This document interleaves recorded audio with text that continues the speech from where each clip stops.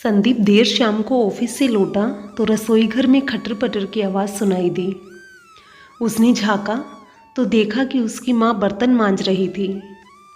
माँ की उम्र हो चली है, वो घुटनों के दर्द से परेशान रहती है। जनवरी का महीना था, मौसम बहुत ठंडा था। वातावरण में धुंध थी, इतनी ठंड महसूस हो रही थी कि उसके कान सुन हो गए थे। वह चुपके से आगे बढ़ गया। अपने बैग को उसने कमरे में रखा और हाथ मुंह धोने बाथरूम में चला गया। उसने गीजर ऑन किया, फिर बेडरूम का जायजा लिया।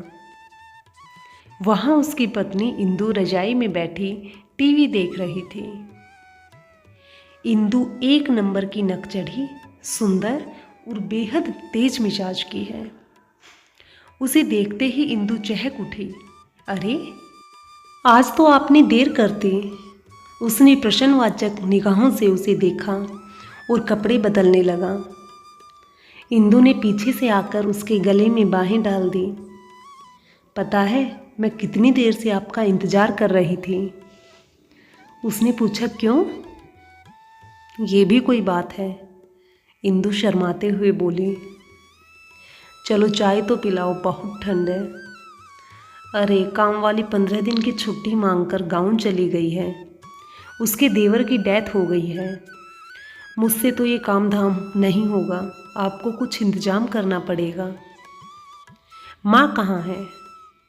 संदीप ने गंभीर स्वर में पूछा।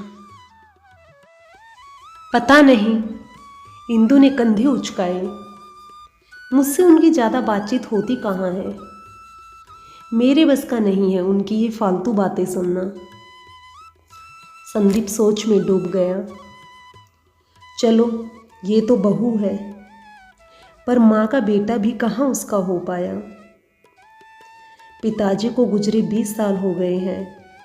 माँ हमेशा से चुपचाप सारे दुखों को खुद में समेटे खामोशी से जी रही है।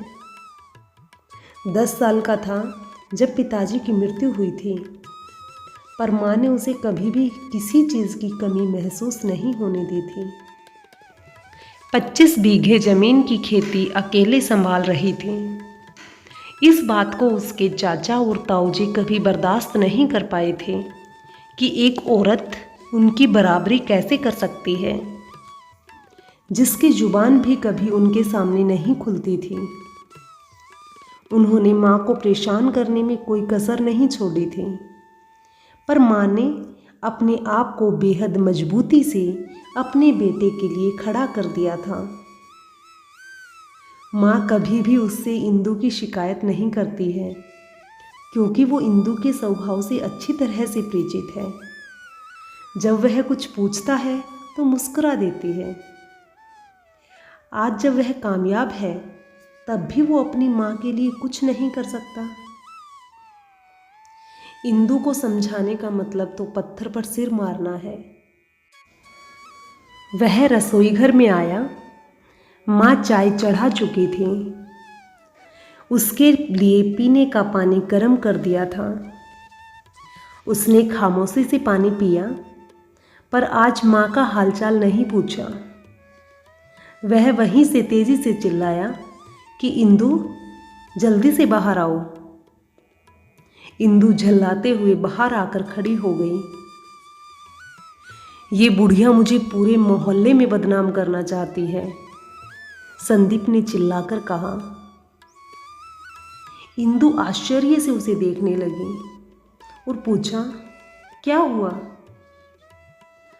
माँ के पैरों तले जमीन खिसक गई। उसके हाथ कांपने लगे। अभी बाहर पड़ोस वाली काकी मिली थी, कह रही थी कि संदीप, तुमने तो अपनी माँ को नौकरानी बनाकर रख दिया है। अभी आज ही काम वाली गई और देखो, पूरे मोहल्ले में चर्चा हो गई कि संदीप की माँ तो नौकरानी है। इसलिए ही तो मैं तुम्हें कहती हूँ कि चलो अलग रहेंगे, पर तुम मेरी सुनते कहाँ हो। माँ की आंखों से आंसू गिरने लगे। उसने कोई सफाई नहीं दी, चुपचाप भारी कदमों से अपने कमरे में चली गई। संदीप ने इंदु को कहा, जाकर जल्दी से खाना बनाओ, इस बुढ़िया से कोई काम मत करवाना। इंदु ने मन मारकर जैसे तैसे सब्जी रोटी बनाई, अपना और संदीप का खाना कमरे में ले आई। माँ को दिया तुमने? इंदु, खाना बनाकर रख दिया है, अपने आप ले लेंगे। तुम इतनी चिंता मत करो, बस अलग रहने पर विचार करो। इंदु, तुम्हारा दिमाग खराब है क्या? इतनी जमीन जायदाद घर सब कुछ है, सब कुछ माँ के नाम पर है। तुमने अगर यहाँ से अलग होने की बात की तो हमारे हाथ से सब कुछ निकल जाएगा। पर वो तुमसे बेहद प्यार करती है, वो ऐसा कुछ नहीं करेगी।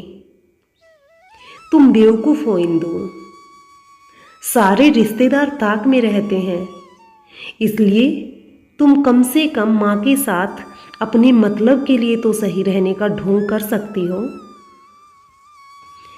इंदु लालची है, इसलिए चुप रहकर सोचने लगी। तुम खाना खाओ, मैं ज़रा अभी आया, माँ को खाना देकर आता हूँ। कहीं मोहल्ले में चुगली कर दी तो हम दोनों की बहुत बदनामी होगी। वह रसोई घर में गया, उसने खाना गरम किया, 2 रोटी और सब्जी थी, प्लेट लगाई और फिर माँ के कमरे में चला गया। माँ खाना बहुत कम खाती है, शरीर कमज़ोर है, आज तो मन भी टूट गया होगा। माँ बत्ती बुझाकर लेट गई थी। वो जानता था कि सोई तो नहीं है, बल्कि वो रो रही है।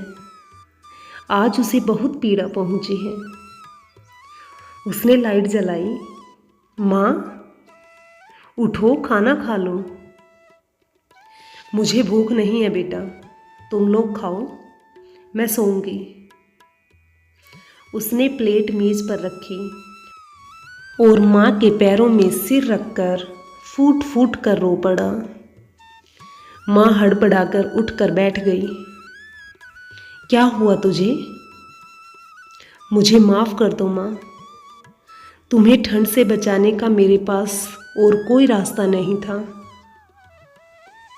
तुम्हारा बेटा बहुत बुरा है, काश इंदु माँ बेटे का रिश्ता समझ सकती, शायद तब समझेगी जब वह खुद माँ बनेगी। माँ, मेरी मजबूरी तुम समझोगी। मैं नहीं चाहता कि इस उम्र में मेरी माँ को कोई अपशब्द कहे, पास पड़ोस में कोई बदनाम करे। चलो उठो, खाना खाओ, नहीं तो मैं भी नहीं खाऊंगा माँ। उसने झटपट से निवाला तोड़कर माँ के मुंह में डाल दिया। मेरा बुद्धू बेटा। माँ ने प्यार से उसके बालों पर हाथ फेरते हुए उसका माथा चूम लिया। वो सोच रहा था कि माँ का प्यार और उसका साथ दुनिया की सबसे बड़ी दौलत है। हे ईश्वर, इसे मेरे ऊपर हमेशा बनाए रखना। तो दोस्तों, कैसी लगी ये कहानी? प्लीज़ कमेंट करके ज़रूर बताएं। अगर कहानी पसंद आए तो लाइक और शेयर कीजिए। अगर मेरे चैनल पर नए हैं तो चैनल को सब्सक्राइब कीजिए। मेरी कहानी अंत तक सुनने के लिए आप सबका बहुत बहुत धन्यवाद।